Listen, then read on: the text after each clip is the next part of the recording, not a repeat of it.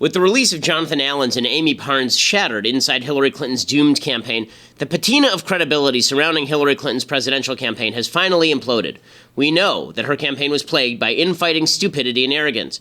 We know that all of this meant she couldn't unify Democrats during the primaries, and she couldn't unify Democrats even after the primaries. We know that she didn't take the most rudimentary polling data in swing states for weeks before the election. And we know she had no centralizing message to her campaign. Yet today, Democrats who worked on Hillary's campaign were concerned with demonstrating that everybody on the campaign got along famously. Famously, do you hear? Never mind that Hillary lost the most winnable election in history against Donald Trump. No, everything was hunky-dory. So, like moths to the Twitter flame, Hillary staffers emerged to show the mutual love from the campaign trail. Yep, look at these happy people with Hillary. They love each other. Look at this. Oh, it's so nice. Everybody's so happy while she's losing to Donald Trump. Yeah. See, people sometimes mound at each other. Like they liked each other and everything. They had an awesome time while losing to Donald Trump, you guys, because as we know, pictures always demonstrate that people love each other and are not engaged in dysfunctional relationships that end in disaster, right? Like Stalin and all those people, and O.J. and Nicole and the Menendez brothers and Yoko Ono and the Beatles and Bill and Hillary Clinton. Well, so much for that. I'm Ben Shapiro. This is The Ben Shapiro Show.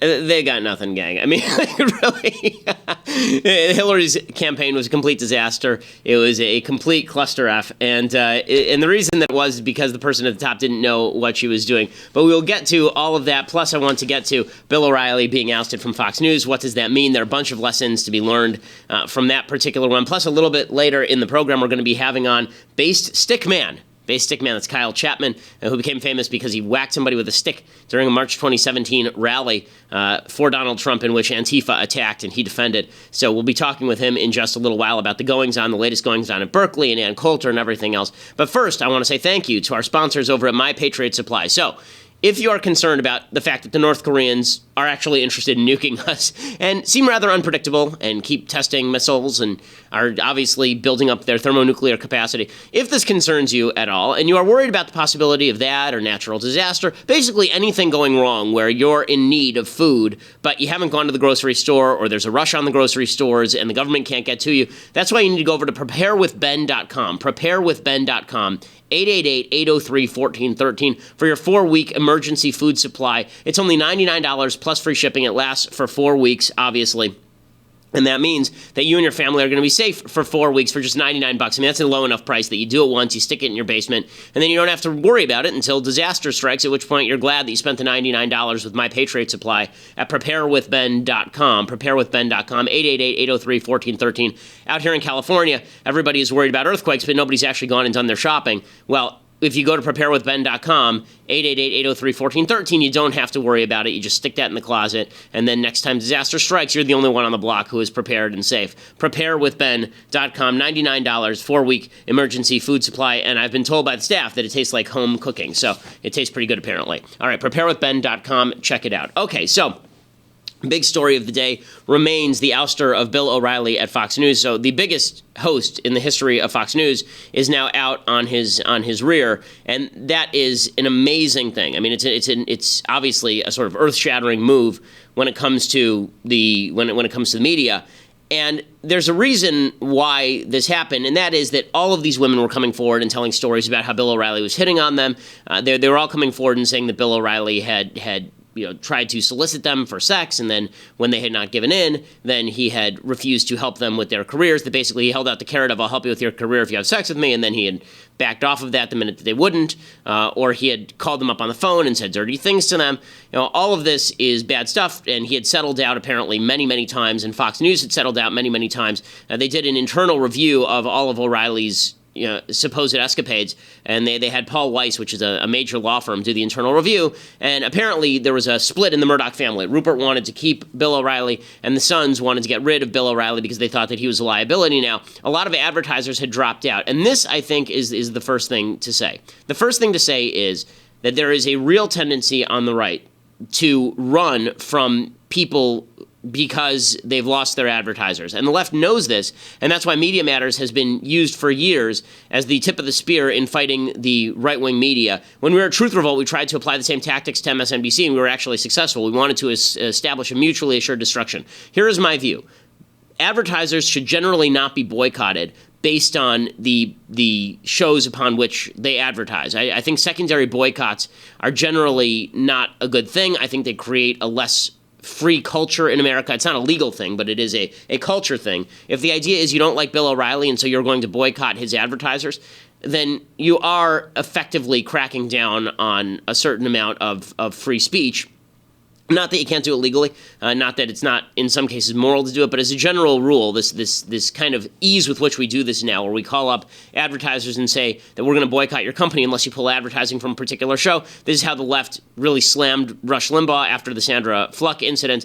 This is how the left has gone after people like Michael Savage. The left has also gone after, obviously, now Bill O'Reilly. So Media Matters basically astroturfed 500 or 1,000 people to call up the advertisers on Fox News and say, we don't want to see we don't want to see your commercial on Bill O'Reilly, or we're going to pull all the money. They've done this to Glenn Beck as well. Basically, if you're anybody on the right and you've reached a certain level of notoriety, the left will at some point attempt to go after your advertisers, which is really nasty stuff. And advertisers should know going forward that this stuff happens, that there is astroturfed attempts to destroy particular hosts because the left wants to destroy the host, not because the advertisers are really in any danger. Usually if 500 people sort of in the advertising industry, they don't want controversy, and they are not interested in having 500 people call their headquarters. And so the easiest thing to do is just pull your ad and put it someplace else where you can get an equal number of eyeballs.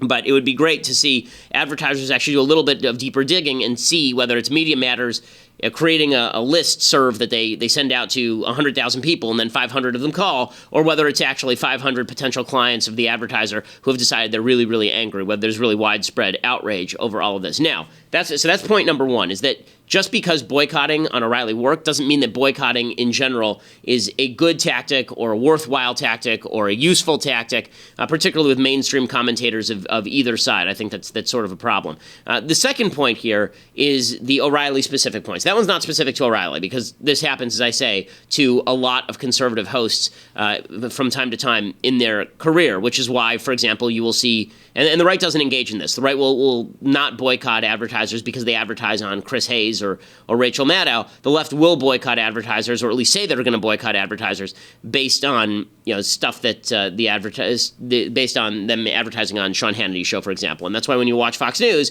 a lot of the advertisers are gold companies or walk-in shower companies, and when you watch MSNBC, it's all institutional advertisers, meaning car companies, beer companies, because even though MSNBC has way lower ratings than Fox News. And the reason for that is obvious, and that's because these advertisers are wary of being slammed with bad publicity. Now, boycotts work on both sides, and in some cases I think boycotts are justified. Like, I think that you're perfectly within your rights to say, I don't feel like going to Target if I'm afraid that I'm going to bring my child into a bathroom, and then a man's going to walk into the bathroom in the girl's bathroom.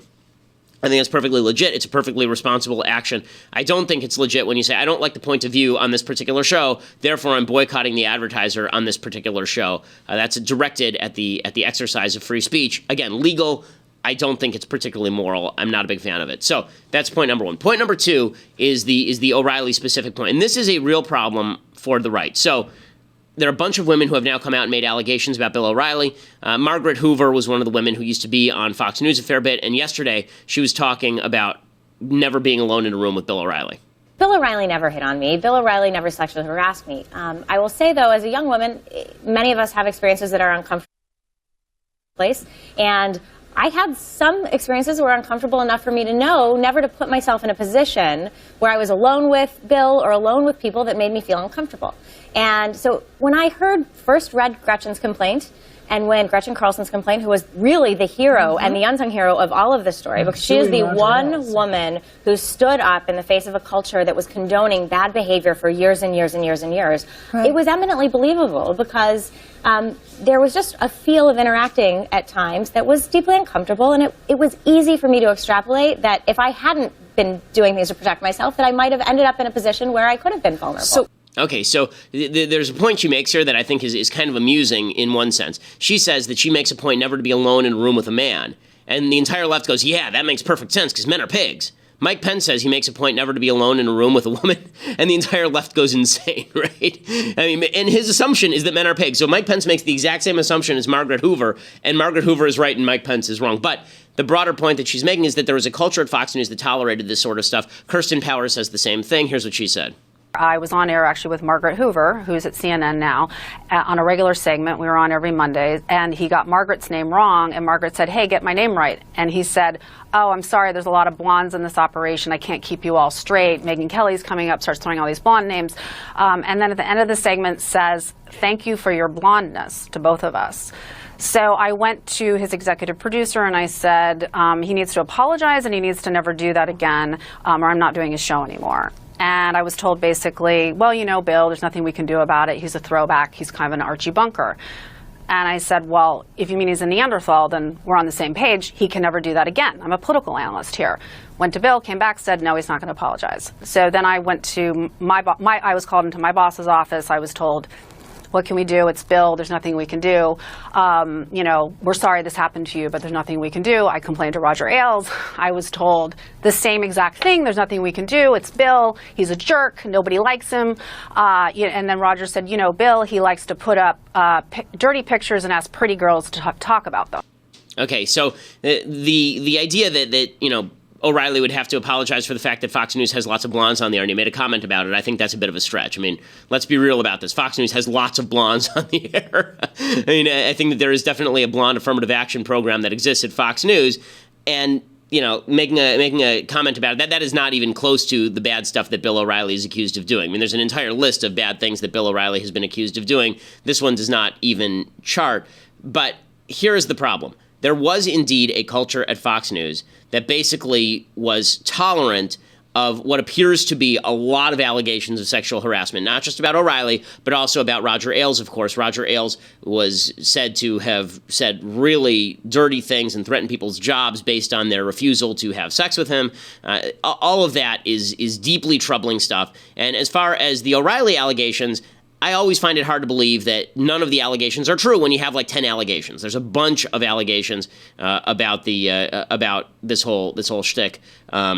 There's people who Andrea Macris, who's one of his producers, who I knew when she actually had me on O'Reilly's show a while ago.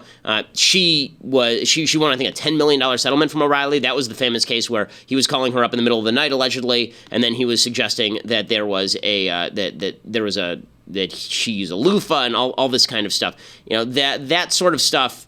Too many allegations to simply dismiss all of them. I'll give you a quick list. Andrea Macris receives that $9 million settlement after O'Reilly allegedly made sexual references to her via phone. Former guest Wendy Walsh accused O'Reilly of offering to help her at Fox but cutting her dead when she refused his sexual advances. Former guest Juliet Huddy received $1.6 million settlement from Fox News after she alleged that he made sexual phone calls to her and then tried to harm her career. Former host Andrea Tanteros filed a lawsuit against O'Reilly and Roger Ailes, who was ousted last year after similar allegations. Lori Dew similarly sued both over similar allegations, received a settlement in excess of $1 million. Former host Rebecca Gomez-Diamond alleged sexual phone calls from O'Reilly. And then there was a report this week from attorney Lisa Bloom that one of her clients was called hot chocolate by O'Reilly, and that O'Reilly leered at her. There's some people who write this kind of stuff off. I don't, as somebody who works in an office and runs an office, I don't think it's appropriate for people to be acting in this manner. I think just as a gentleman, forget about the office environment, just as a gentleman, it's not appropriate to be acting in this manner. And there was a tolerance of this sort of behavior, obviously up to and including Roger Ailes and by Roger Ailes also.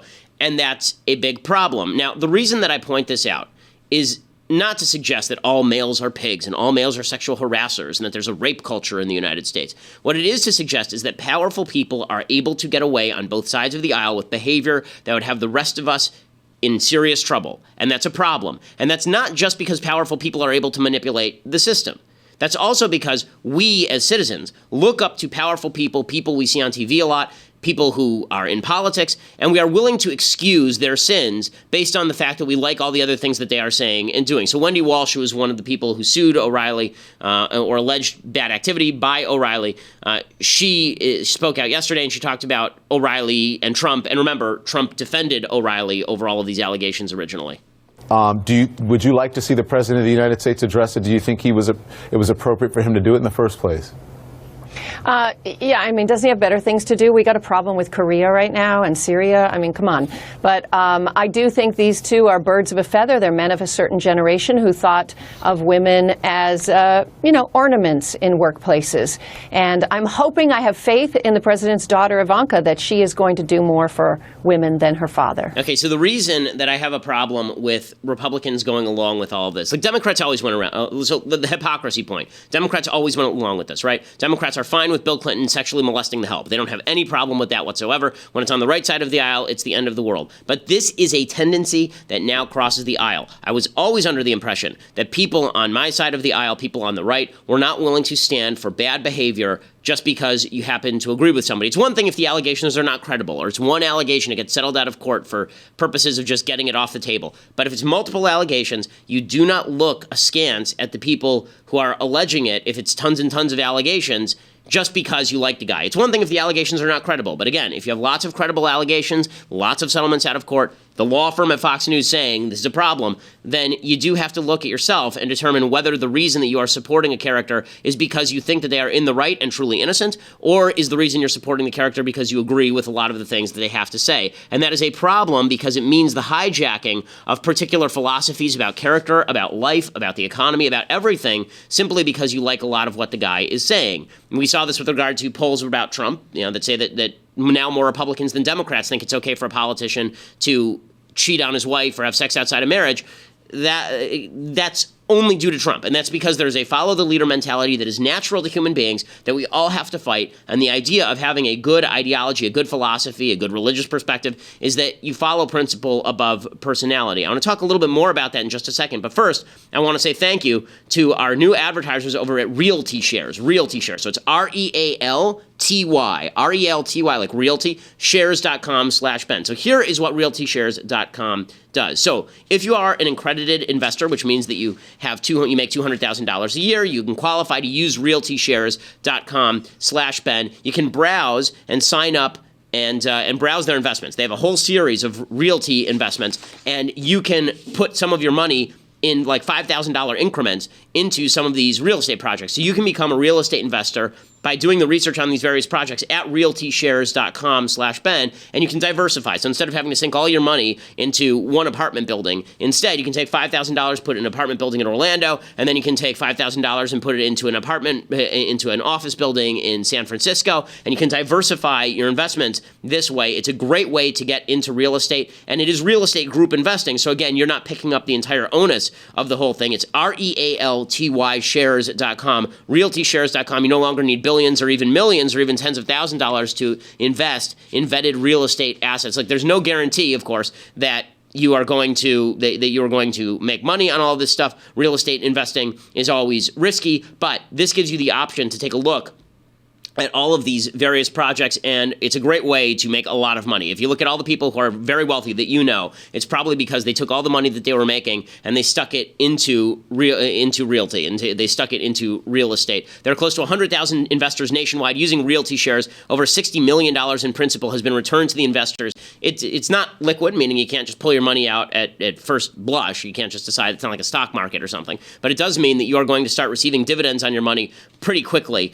RealtyShares.com, REALTY shares.com/Ben, and you get $100 toward your first investment. Past performance, of course, not guaranteed to recur. However, historically, Realty Shares has been a source of cash flow. Investors have earned monthly and quarterly distributions as passive income coming straight into their bank account. It's not an offering of securities. Private investments are highly illiquid and risky, are not suitable for all investors. Past performance not indicative of future results. Securities offered to accredited investors through North Capital Private Securities. It's a member of FINRA and the SIPC. Again, realtyshares.com/Ben. Fantastic way to get into real estate investing. If you are a qualified investor and you get $100 toward your first investment, also use that /Ben so they know that we sent you as well. Really cool service. Excited to be associated with them. Okay, so the reason that I lead with all this O'Reilly stuff and the tendency, the human tendency of attempting to swallow the bad along with the good, that somebody does something bad and now we're just going to go along with them the whole way, is this involves a certain amount of corruption of the soul, and that means corruption of the political soul.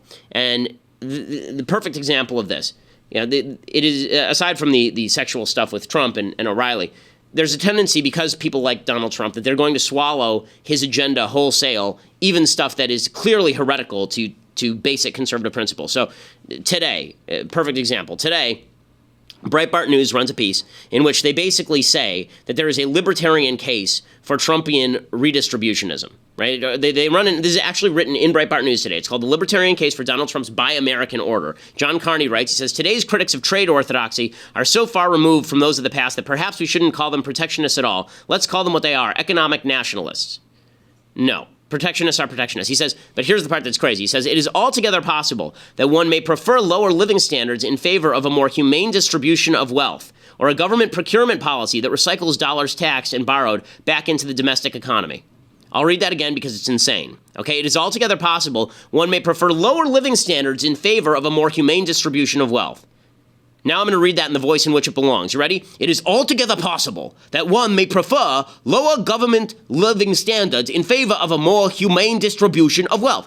It's Bernie Sanders. It's on the mark Bernie Sanders, okay? And they are now parroting this stuff. People on the supposed right are parroting this stuff because they like Donald Trump. That is not excusable. And it's not just Breitbart News, which you would expect, because Breitbart News is Breitbart News and they love Trump. Okay, that's fine. It's also Tucker Carlson. So Tucker Carlson has on Mark Cuban. Mark Cuban is a billionaire. And here is Tucker Carlson with Mark Cuban. And Cuban, shockingly, is taking the more capitalist position. This is about H-1B visas. This is the program that allows people with high-tech degrees to come into the United States and work for a job. The reason that is good is because otherwise these companies are simply going to outsource the jobs, or they're going to move the company altogether. They're going to lower their labor costs or raise their prices. Okay, free flow of labor is a crucial ingredient to having lower prices and better product. Here is Tucker Carlson with Mark Cuban. Cuban is right, and Carlson's about to say something that is full-on Marxism. It's pretty crazy. Would you apply market forces to your marriage, to your family? I mean, there are limits to how far. No, I'm serious. Capitalism is not a religion. It's an effective way of generating wealth. But to the extent it hurts Americans, shouldn't we respond? I mean, we don't do something just because it's like big consistent with capital. I don't know. You're the one who said, well, are you against capitalism? I like capitalism. But when it hurts Americans, I'm willing to make adjustments. Wouldn't you be? Okay, stop. Okay. When he says, would you apply market forces to your family, to your marriage? Market forces, what does that have to do with anything? A marriage is a voluntary agreement I make with my wife. Okay, that has nothing to do with market forces. I don't want the government intervening. Okay, we're talking about government interventionism now. And here's the crazy part. When he says capitalism is not a religion, it's an effective way of generating wealth. Capitalism is not only good because it generates more wealth and better products and services. Capitalism is good because it is virtuous. Okay, capitalism, the free market is virtuous. You know why the free market is virtuous? Because it says you own your own labor. You own your own money. You own the fruits of your own labor, and no one can tell you how to spend those fruits. No one can tell you with whom you can do trade. No one can tell you that you are not able to do trade because there's some other guy somewhere else who's been hurt because you're not doing trade with him. He'd be better off if you traded with him. If you were forced to trade with him, he'd be better off. So we're going to force you to trade with that guy instead. Okay, what Tucker Carlson says right there is anathema to conservatism. When he says, I like capitalism, but when it hurts Americans, I'm willing to make adjustments. That is Bernie Sanders' case. It is almost word for word Bernie Sanders' case. He says, I like capitalism, I like private property, but, whenever someone finishes with but, you know they're going to go in a direction that has nothing to do with capitalism or conservatism. And again, that's being done because people want to be loyal to Trump, not because it's actually good policy or anything like that. Well, we're going to have to go to break right now, but if you want to see the rest of the program, we're going to talk more about this. Plus, we're going to have on Base Stickman, so you're going to want to subscribe for that. DailyWire.com, $8 a month. We're going to be talking about Ann Coulter at Berkeley. We have a lot more to talk about here on the program today. DailyWire.com, $8 a month gets you a subscription. And plus, if you subscribe annually right now, then you get Jeremy Boring's The Arroyo, a fictional film set on our southern border about the drug cartels using the southern border as a thoroughfare. And you can also see the rest of the show live. You can also be part of the mailbag, which we are going to be doing on a special Friday mailbag tomorrow. You can get Clavin's show live. You can be part of his mailbag. So lots of goodies coming if you're a Daily Wire subscriber. Go over there and subscribe. Or if you want to listen later at iTunes and SoundCloud, make sure you subscribe over at iTunes. Make sure you hit that subscribe button and leave us a review. We always appreciate it. We are the largest conservative podcast in the country.